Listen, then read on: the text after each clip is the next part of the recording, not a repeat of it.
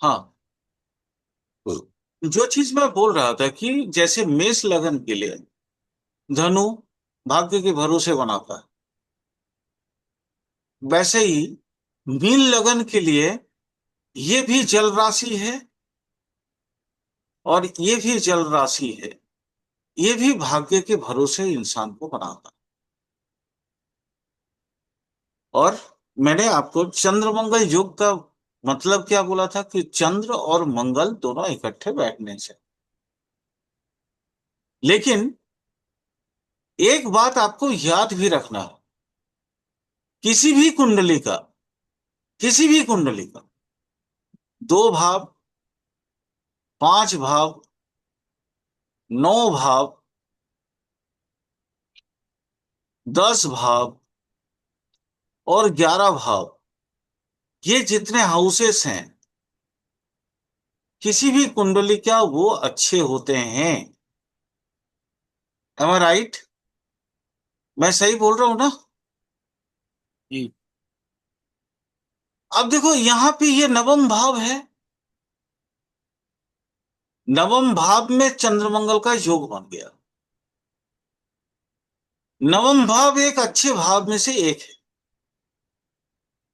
यानी कुछ ना कुछ तो भाग्य के भरोसे कुछ ना कुछ मिलेगा, बट बहुत लिटिल मिलता है, थोड़ा सा, प्रयास से ही अधिक मिलता। अगर आप यहाँ पे अपनी स्ट्रगल को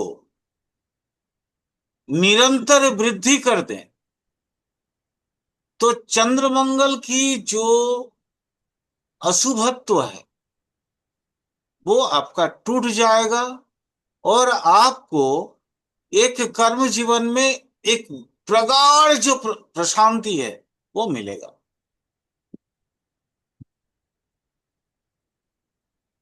चंद्रमंगल योग का कुछ खास बात बताता हूं।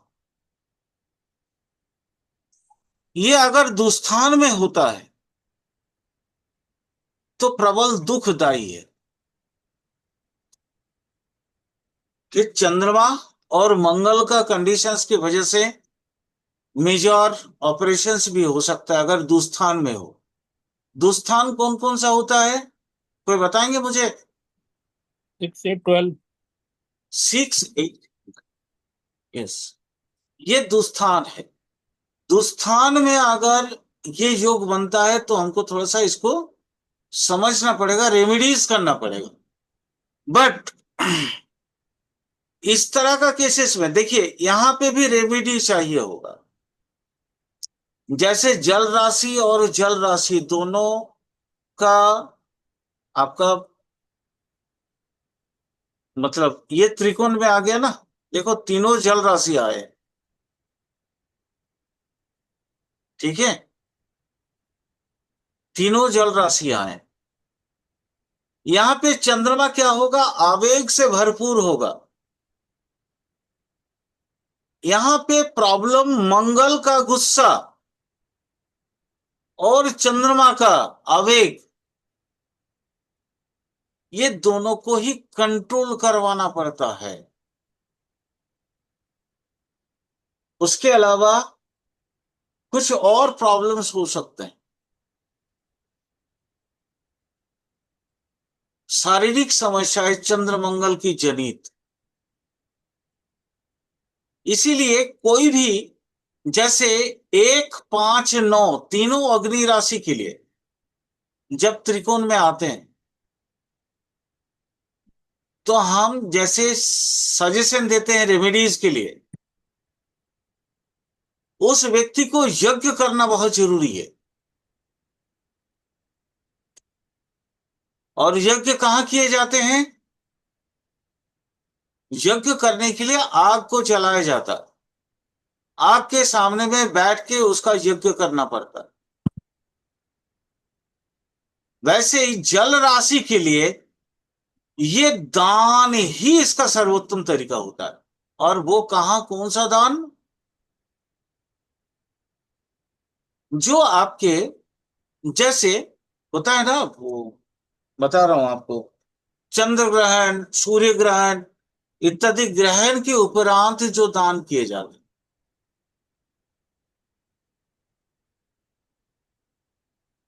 क्योंकि आप नहाने के बाद दान करते हैं।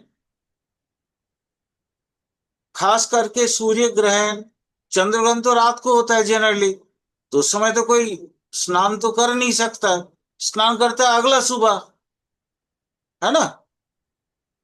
और चाहे वो अगला सुबह भी करता है तो स्नान करने के बाद अगर वो दान देता है तो उसकी प्रॉब्लम्स वो घट के उसकी भाग्योदय की परसेंटेज बढ़ा देता। इसी तरह से अगर वायु तत्व की होते, मतलब वायु तत्व पृथ्वी तत्व का दो, 2 6 पृथ्वी 10। हाँ, 2 6 10 का अगर होता है पृथ्वी तत्व का, तो वहां पे भी दान नहीं दिए जाते। वहां पे आपका जो कर्म कांड का जो मतलब रेमिडीज होता है, दान सिर्फ 4 8 12 में ही दिए जाते हैं। अ, पृथ्वी तत्व का जो बेसिकली खिलाना, खाना इत्यादि का, माने 2 6 10 का अगर कॉम्बिनेशन से बनता है तो इसी तरह से सूर्य ग्रहण या चंद्र ग्रहण के बाद या आपके कोई शुभ कर्म के बाद आप भोजन सामग्री का मतलब ये करें, खिलाएं लोगों को, है ना। और आकाश तत्व के लिए, आकाश तत्व कौन सा आएगा, वायु तत्व, 3 7 तीन 11। सात ग्यारह 3 7 11 के लिए रेमिडीज का सबसे बड़ा जो चीजें दी जाती है वो है एक बहुत छोटा सा चीज बोलते हैं हम, उसको याद रखिएगा। ये देखिए, हमारे हिंदू धर्म में ये सारे दान का प्रबंध रखा हुआ है। छत्रक, छता, अम्ब्रेला। देखिएगा, एक बहुत नॉर्मल हमारा रिचुअल्स होता है। जैसे हमारे घर परिवार में किसी के अगर देहांत होता है तो हम ब्राह्मणों के बीच में कौन कौन सी दान की प्रावधान रखते हैं। खाट, खाट होता है था ना उस समय सोने के बिल्कुल लिए, सर, खाट। है ना। छाता, लालटेन। लालटेन, लालटेन। लालटेन आग, हाँ। आग, छाता वायु तत्व, है ना। बिस्तर। विस्तर पृथ्वी तत्व, ठीक है। एक तो पंखी भी देते हैं सर। हाँ, पंखी, पंखी मतलब वो वायु तत्व का एक ये है, वो जो हाथ पंखा होता है वो भी एक प्रतीक है। और वायु तत्व और आकाश तत्व चूंकि दोनों को एक ही राशि माना गया है, 3 7 11 को ही आकाश तत्व भी बोला जाता है, इसलिए वो सारी व्यवस्थाएं आकाश से जो गिरने वाली चीजें, इसलिए छत्र, छतरी, ठीक है। देखिएगा हमारा रिचुअल्स कितना साइंटिफिक है, मतलब एक एक चीज को अगर आप टटोलें, थोड़ा समझने की प्रयास करें और डिकोड करने की प्रयास करें तो आपको ना रेमेडीज यहीं से मिल जाए। सिर्फ हाँ, अगर रिचुअल्स किन्हीं को मालूम नहीं है तो रिचुअल्स उनको मालूम करना पड़ेगा। हमारी रिचुअल्स में ये सारी चीजें दी जाती है, किए जाते हैं। यहां पे देखिए, ये जो 9th हाउस में जैसे आप वो रेमेडीज कर देंगे तो आपका चंद्र मंगल का दोष से जो आपके आवेश या आवेग, इमोशनल जो टॉर्चर होने वाली बातें होती थी वो खत्म हो।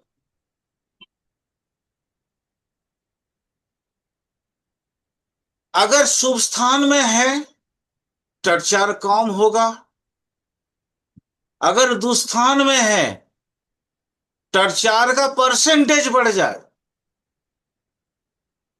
तो भाई अगर बीमारी ज्यादा है तो आपको दवा भी तो ज्यादा दिन तक खाना पड़ेगा।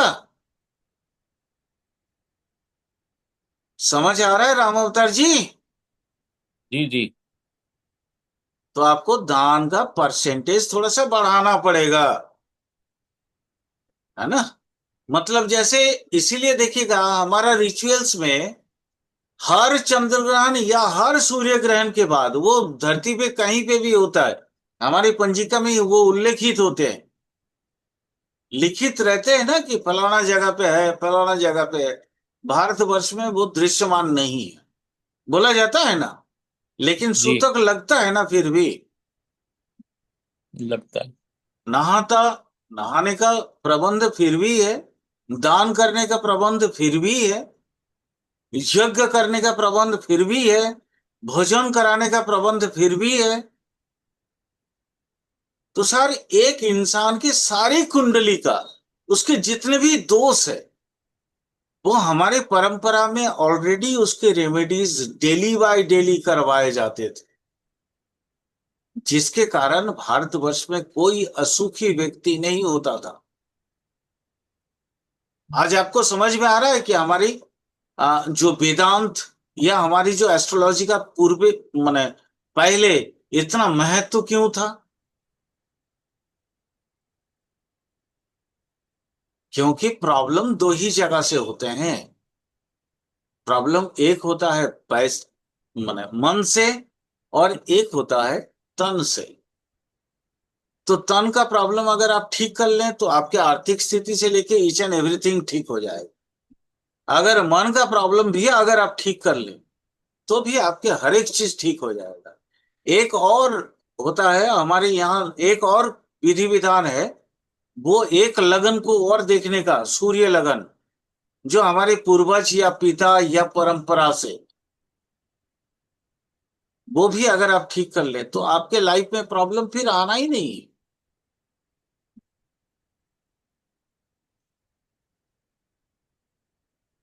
खास करके राम अवतार जी, मैं आपके लिए बोल रहा हूं ये सारी चीजें। ठीक है सर। क्लियर? इसलिए कुंडली को बहुत ध्यान से समझिए, देखिए, और आपकी प्रॉब्लम का सॉल्यूशन निकालिए। सभी खुद का एस्ट्रोलॉजर खुद बनिए।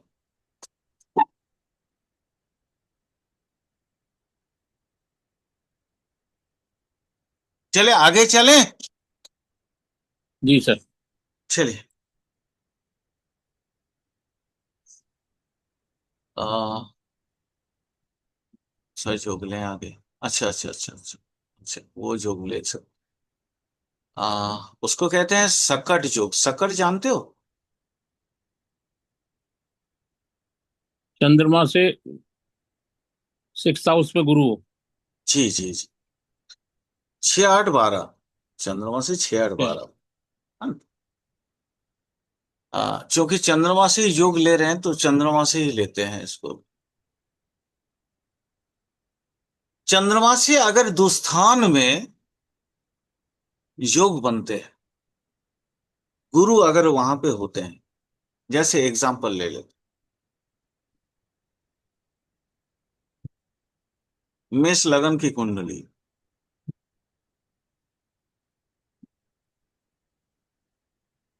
ये योग को मैं बहुत अच्छा से समझता हूँ, क्योंकि ये योग बहुत जलाया मेरे को।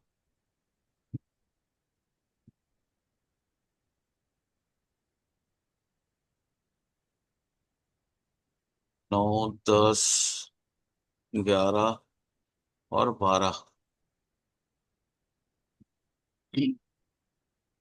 चंद्रमा से छठे में, आठवें में या 12वें में अगर गुरु हो, गुरु यहां बैठे, गुरु यहां बैठे, या गुरु यहां बैठे, तो भी जो है वो आपका सकट योग बनता है। इस योग का, इस योग के बारे में बताओ, बहुत ज्यादा जरूरी है। नहीं, फिर चंद्रमा का लगन में होगा ना सर। हाँ, मेष लगन और यहाँ पे चंद्रमा, मेष लगन चंद्रलग्न भी मेष राशि, दोनों ही।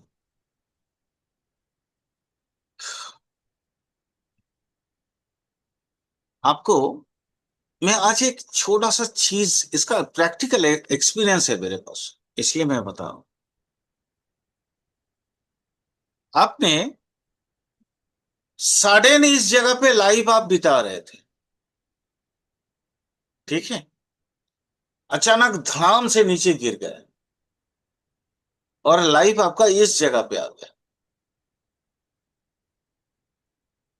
ये सकट जो, मतलब आपके पास पैसा बहुत है, आपके मान सम्मान, आपका नॉलेज, आपका ईच एंड एवरीथिंग, मतलब पंचायत करने के लिए लोग आपसे आपके पास आते हैं कि नहीं वो व्यक्ति बहुत सज्जन है। चल के उसी से हम लोग पूछ लेते हैं और अपना प्रॉब्लम को सॉल्व करते हैं। सकट युग में जैसे ही दशा अंतरदशा स्टार्ट हो जाता है, आप एकाएक नीचे गिर जाते हैं, आपकी संपदा खत्म, आपके मान सम्मान में भी कमी आ जाती है,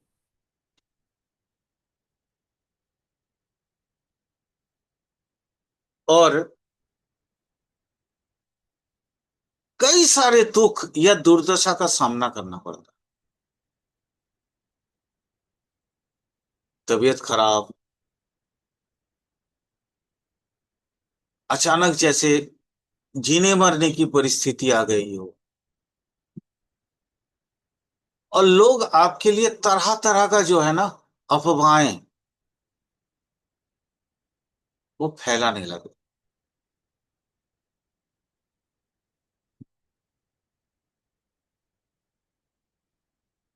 अगर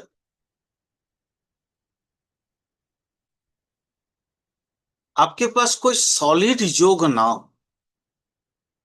कुंडली में, जैसे मेष लगन का मान लो यहां पे मंगल आ गया, ठीक है, यहां पे मंगल आ गया, यहां पे मान लो आपका शुक्र आ गया, या हम्म, सूर्य आ गया, सूर्य शनि आ गया, तो आपका प्रॉब्लम और बढ़ गया। यहां पे अगर शुक्र आ गया तो प्रॉब्लम कम हो जाएंगे, जल्दी से रिकवर करेंगे आप। लेकिन यहां सूर्य शनि अगर दोनों आ गया तो आपको रिकवर करने में बहुत विलंब होता।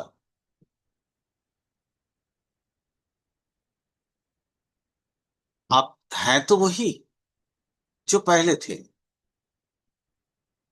आपकी शिक्षा दीक्षा, आपके आचरण आचार, हर चीज वही है जो पहले थी।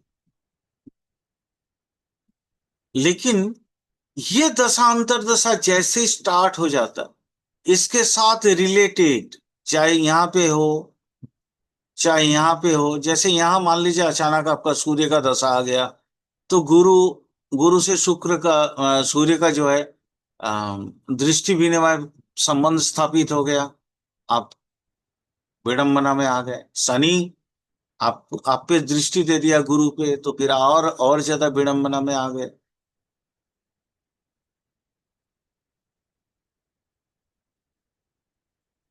यहां मैं कुछ चीजें आप लोगों को बताना चाहूँ। एक तो महर्षि पराशर का, एक महर्षि वराहमिहिर का, और तीसरा मैं अपना एक्सपीरियंस बताना चाहूँ। महर्षि पराशर तो बोलते हैं कि सकट योग बड़ा अशुभ प्रद है।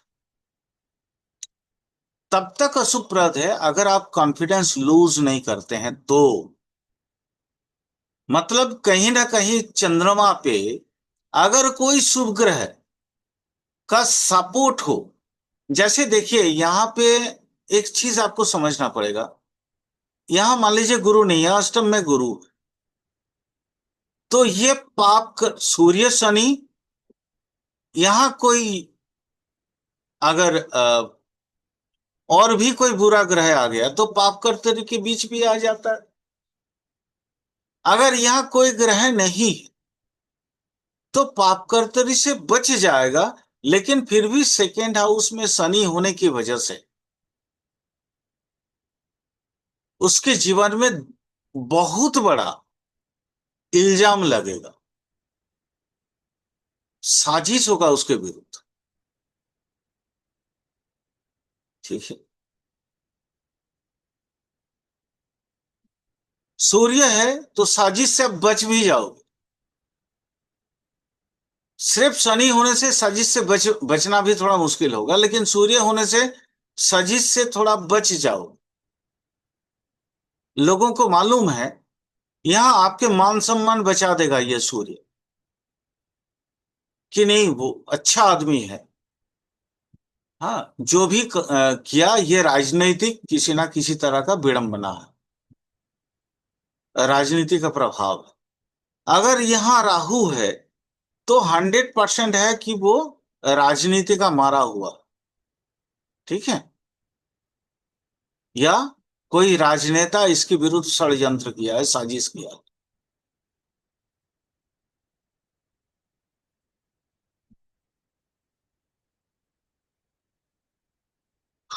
लेकिन यहाँ पे बराहमीर जी कुछ और बात कर, वो कहते हैं अगर सभी ग्रह लग्न और सप्तम में रहे तो ही सकट योग बनता है। ये बराहमीर जी का कहना।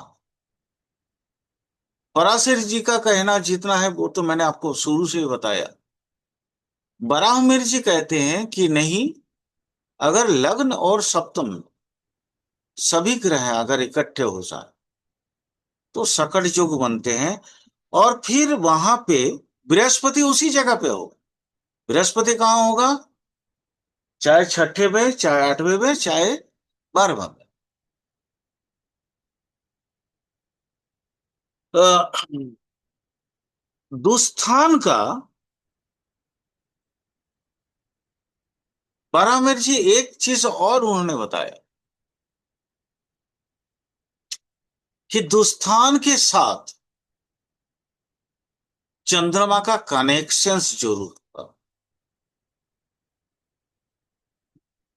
चाहे वो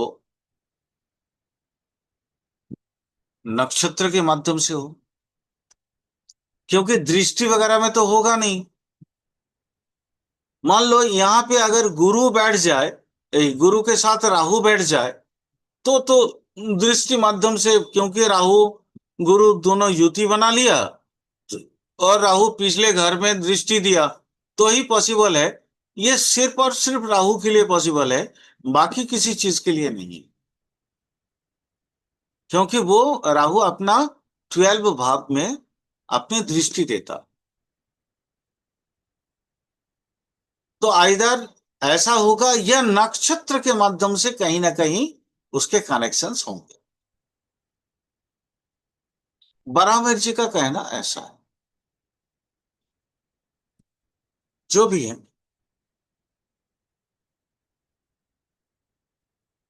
अ, अनुज तो नहीं आया होगा। अनुज अगर आया होता तो मैं बताता उनको कि उनके जो टीचर जी हैं, केन राव जी, उनका भी कुछ अलग से मत है इसके ऊपर। बट मैंने जो देखा है मैं वो बताता हूँ।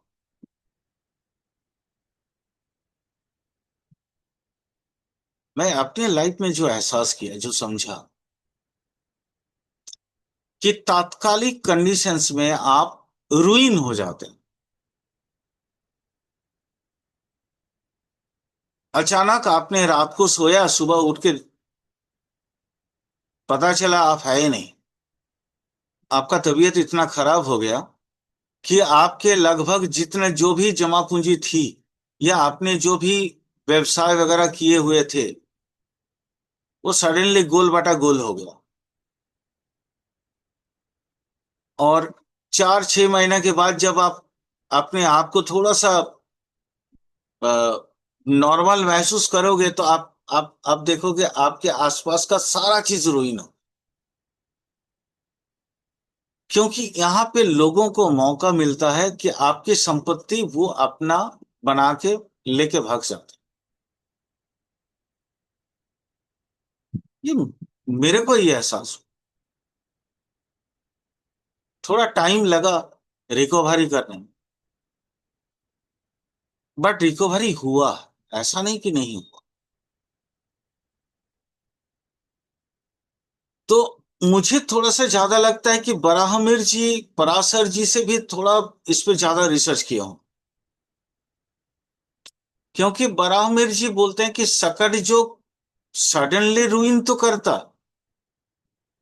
हतभाग्य भी बनाता, दुर्भागा भी बनाता, परंतु इंसान के पास उसकी काबिलियत, उसके लग्न और बाकी सारे ग्रह की पोजीशंस अगर सही रहे, तो वो इंसान दोबारा खड़ा भी हो जाता। तो मैं इस बात पे ज्यादा, मतलब मैं एक्सपीरियंस किया हूं कि ये बात अधिक अधिक से अधिक उत्तम है जातक की। सो यहाँ पे हम बराहमीर जी का ही थ्योरी हम फॉलो करते हैं। आप लोगों को सारा चीज बता दिया, आपको जिसको समझना है। क्योंकि देखो, ये चीज समझने के लिए आपको प्रैक्टिस की आवश्यकता है। प्रैक्टिस करोगे तो आपको ऑटोमेटिकली समझ में आ जाएगा कि गुरुजी क्या बोलना चाहा।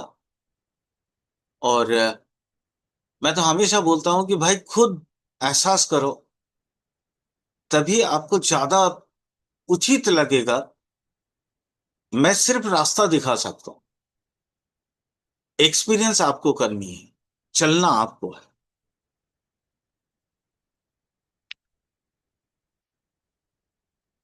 टाइम है, एक और योग के बारे में थोड़ा सा बात करूंगा।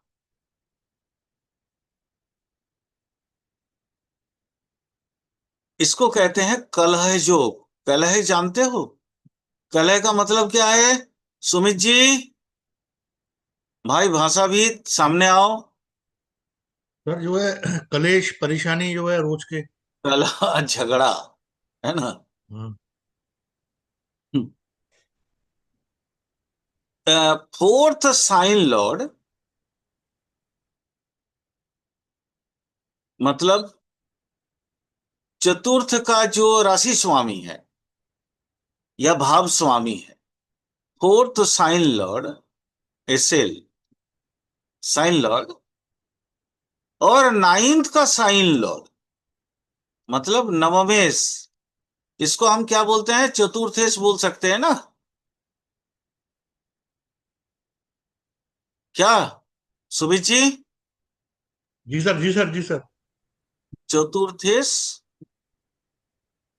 और इसको कह सकते हैं नाइन्थ का साइन लॉर्ड, मतलब हम क्या बोल सकते हैं इसको?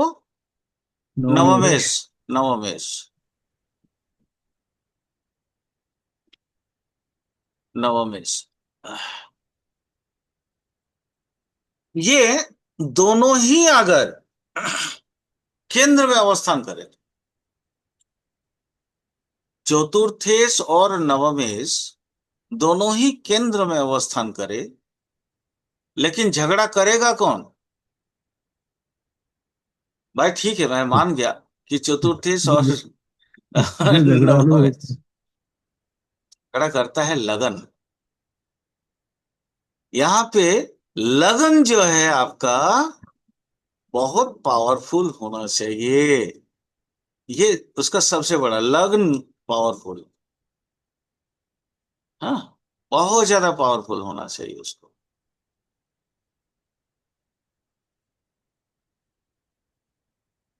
राहु खाली झगड़ा नहीं देता, झगड़ा सभी ग्रह देते हैं। झगड़ा सबसे ज्यादा झगड़ा देता है मंगल। ठीक है? केंद्र का मतलब सर एक एक चार सात दस में कहीं भी बैठे एक हुए चार दोनों। एक चार सात दस नहीं, एक एक चार सात दस, हाँ एक चार सात दस कहीं पे भी बैठे। और लग्न, लग्न जो है पावरफुल हो। अब लग्न पावरफुल का मतलब क्या है? लग्नेश पावरफुल होगा तो ही ना लगन पावरफुल होगा, है ना? तो लग्नेश कहीं ना कहीं शुभ स्थान में होने चाहिए। शुभ स्थान कौन कौन सा है? मैंने अभी थोड़ी देर पहले बताया था, एक बताइए। पाँच नौ, एक अरे पाँच भैया, नौ सर। एक पांच नौ तो है ही है, उसके अलावा भी तो मैंने कुछ बताया ना आपको। वो दो दो दो और 11। दो दस ग्यारह। हाँ, 2 10 11। इसका रिजल्ट क्या होता है जानते हैं? झगड़ा किस लिए होता है, क्या वजह होता है बताइए तो। झगड़ा का, झगड़ा का एक ही वजह होता है भाई, मैं जहां तक समझ पाया, वो है जीत या ईगो। उसने बोला कुछ, मैंने बोला कुछ, फिर उसने बोला कुछ, फिर मैंने बोला कुछ, है ना? इस तरह से बात में बतंगड़ स्टार्ट होता है। और उसके बाद चोट पहुंचता है कहाँ? ईगो पे। अरे तुम मेरे से इतना छोटा है, उसके बावजूद तुम्हें मेरे से ऐसी बात करेगा। ये स्टार्ट होता है ना ऐसे झगड़ा। या और दूसरा कोई तरीका होता है? हाँ, दूसरा कोई तरीका है क्या? सर ईगो ही है सबसे बड़ा क्लेश तो। सबसे बड़ा क्लेश है ईगो।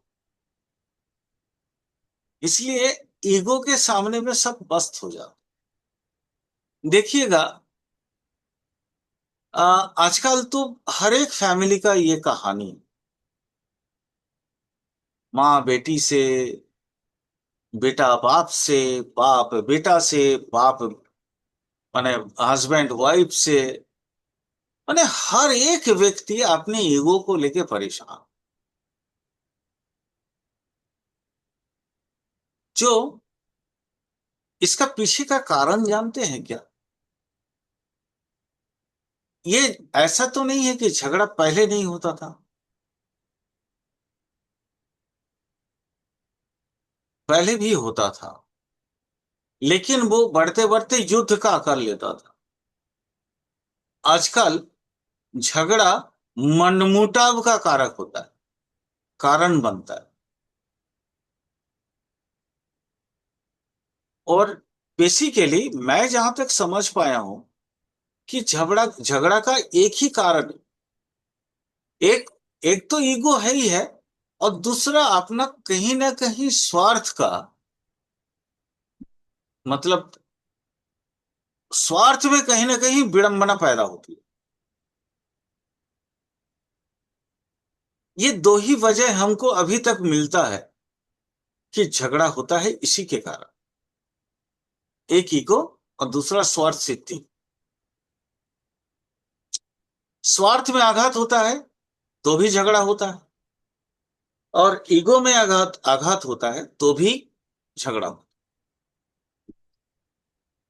इससे पहले जो प्राचीन काल था, वहां पे छोटे छोटे कॉम में रहते थे।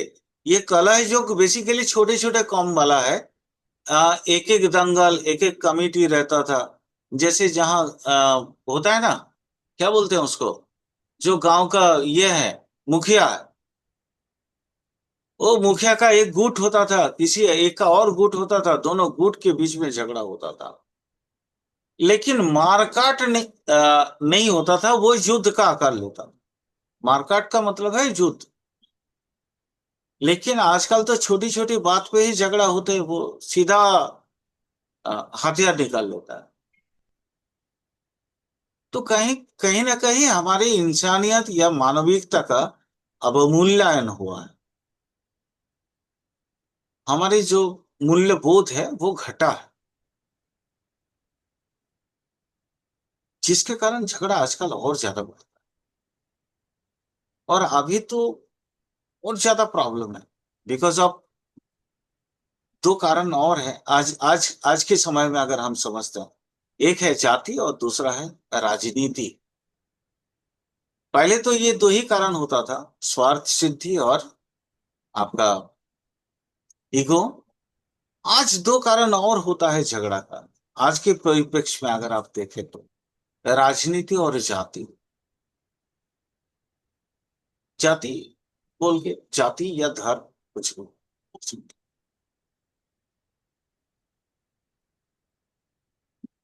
ठीक है, कल जो का ये रिजल्ट लिखवा दिए ना।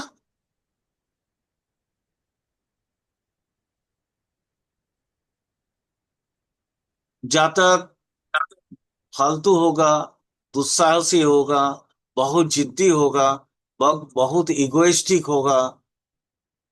मतलब कलह करने की जितने सूत्र बिंदु हैं सब उसके पास हो।